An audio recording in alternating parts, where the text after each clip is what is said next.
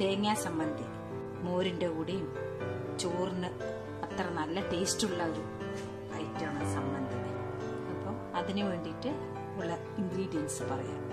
ഒരു 5 table spoon തേങ്ങ എടുത്തിട്ടുണ്ട്, ഒരു 9 ചുവന്ന മുളക്, ഒരു നെല്ലിക്ക വലുപ്പത്തില് പുളി, ഈ ചെറിയ വെങ്കായം 2 എണ്ണം എടുത്തിട്ടുണ്ട് ഒരു മണത്തിന്, മല്ലിയില, കുറച്ച് കരിവേപ്പിൻ്റെ ഇല, ഇനി ആവശ്യത്തിന് ഉപ്പിട്ട് കൊടുക്കാം.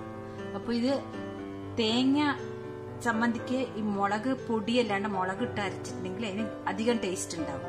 ഈ മുളക് എണ്ണയില്ലാണ്ട് നമുക്ക് ഫസ്റ്റ് ഒന്ന് വറുത്തെടുക്കാം. ഒരു ചെറിയ ചീനിച്ചട്ടി വെച്ചിട്ടുണ്ട്. അതിലേക്ക് ഈ മുളക് എണ്ണ ഒഴിച്ചിട്ടില്ല, എണ്ണയില്ലാണ്ട് ഒന്ന് വറുത്തെടുക്കാം. കാരണം ഈ മുളകിന്റെ ഒരു മണം ചമ്മന്തിക്ക് നന്നായിരിക്കും മുളക് പൊടി ഇടുന്നതിനേക്കാളും.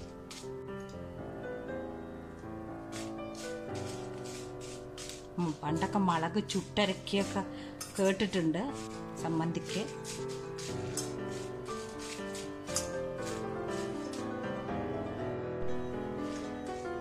മുളക് വറുത്തത് ആയിട്ടുണ്ട്, നമുക്ക് ഗ്യാസ് ഓഫ് ആക്കാം. ഈ മുളകിനെ നമുക്ക് മിക്സി ജാറിലേക്ക് ഇട്ട് കൊടുക്കാം. മുളക് മിക്സിയുടെ ജാറിൽ ഇട്ട് കൊടുത്തിട്ടുണ്ട്. ആദ്യം നമുക്ക് ഇതൊന്ന് ഒരു തിരിച്ചിട്ട് എടുക്കാം. മുളക് തിരിച്ചെടുത്തതാണിത്. ഇനി ഇതിലേക്ക് നമുക്ക് തേങ്ങയും ബാക്കി സാധനങ്ങളും ഇട്ട് കൊടുക്കാം. അധികം അരയാൻ പാടില്ല. അത് കുറച്ച് ഉപ്പ്,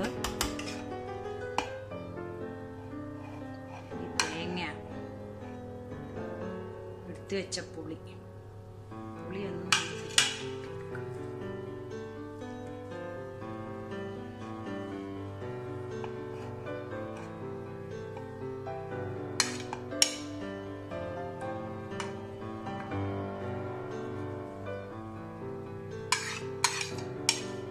കരിവേപ്പിൻ്റെ ഇലയും മല്ലിയിലയും അവസാനം ഇട്ട് തിരിച്ചെടുക്കാം.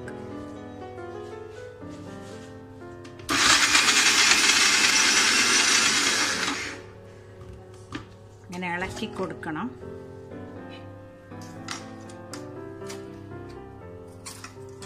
വെള്ളം ചേർക്കാണ്ട് അരയ്ക്കണം ചമ്മന്തി.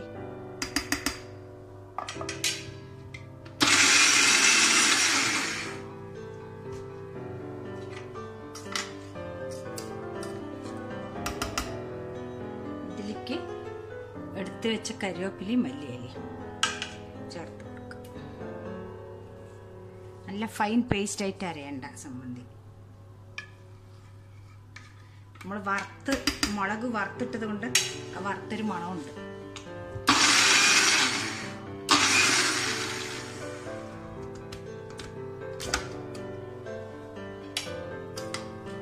ചമ്മന്തി ഏകദേശം റെഡിയായി. ഒരു തിരിയും കൂടി തിരിച്ചാൽ മതി.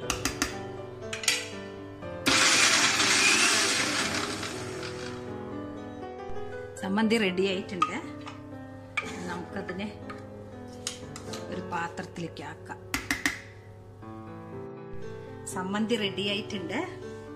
ഇത് നമുക്ക് പെട്ടെന്ന് ഒരു കറി, ചോറിന് കറി ഇല്ലെങ്കിലും ഇത് കൂട്ടിയിട്ട് ഉണ്ണാം. അത്ര ടേസ്റ്റ് ഉള്ളതാണ്. അതുകൊണ്ട് നിങ്ങൾ എല്ലാവരും ഇത് ട്രൈ ചെയ്ത് നോക്കണം. ഈ മുളക് വറുത്ത് കൊടുത്തുകൊണ്ട് ഒരു മുളകിൻ്റെ ഒരു പ്രത്യേക മണം ഉണ്ടാവും. നിങ്ങൾ ഇഷ്ടപ്പെട്ടാൽ ലൈക്ക് ആൻഡ് സബ്സ്ക്രൈബ് ചെയ്യാൻ മറക്കരുത്. Thank you.